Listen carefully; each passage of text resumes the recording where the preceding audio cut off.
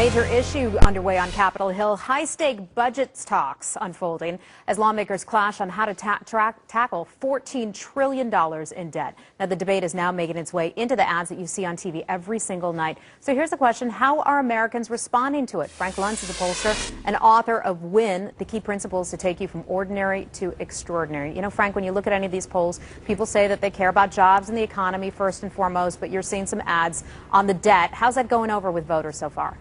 Well, it depends on how they do it, and there are three basic rules to advertising. Number one, you got to catch them in the first 5 seconds. If you don't, they'll turn the channel. Number two, it's got to be compelling, convincing, the C words, and credibility. And number three, the ending. Does it give you something that you will remember going forward? The first ad I want to show you did very well. It comes from the Republican National Committee. Partisan ad. And yet you're going to see how well Democrats dial it up. The higher the lines climb, the more favorable the reaction. Red line are Republicans, blue line are Democrats. Let's take a look. It's time Washington acted as responsibly as our families do. And on Monday, I'm proposing a new budget that will help us live within our means while investing in our future. So does President Obama's budget live within our means? It's hard to see how. Obama's budget will run a $1.4 trillion deficit this year alone. And through 2021, his vision for winning the future includes $9.5 trillion in budget-busting deficits that lock in historic rates of big government spending. USA Today said of Obama's budget, it's becoming hard not to conclude that Obama doesn't much care about the debt threat.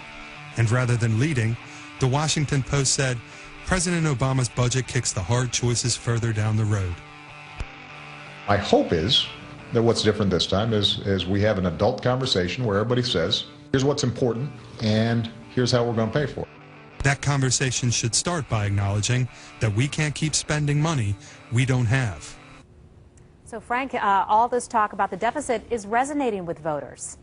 That last phrase, we can't spend money we don't have, that's the perfect ending to an ad that's got a lot of facts, a lot of figures, a little bit long for people, but very effective. And it resonates with the left as well as the right. What about independents? I bet they love that one as well. Independents even more so, because them, it's a Republican issue, it's a Democratic issue, it's an American issue. Stop spending. Okay. Now, you've got another ad there on Medicare, and this one is very polarizing, very divisive, but that's because the visuals are meant to be striking. Let's take a look. This public service announcement is for anyone who will ever be 65 or older. Monday, word leaked of a plot to steal one of your most valuable assets, your Medicare. The thieves have been identified as insurance companies, desperate to get at the Medicare Trust Fund. They are abetted by Republicans whose budget replaces Medicare with a voucher to buy private insurance. The same Republicans who refuse to end tax breaks for millionaires want to put you at the mercy of the big insurance companies. If you know the whereabouts of these Republicans, call them. Tell them, hands off my Medicare. All right, well, this one's certainly a lot harsher. Many would say that that's a scare tactic one. But as you point out, that seems to be working in particular with Democrats.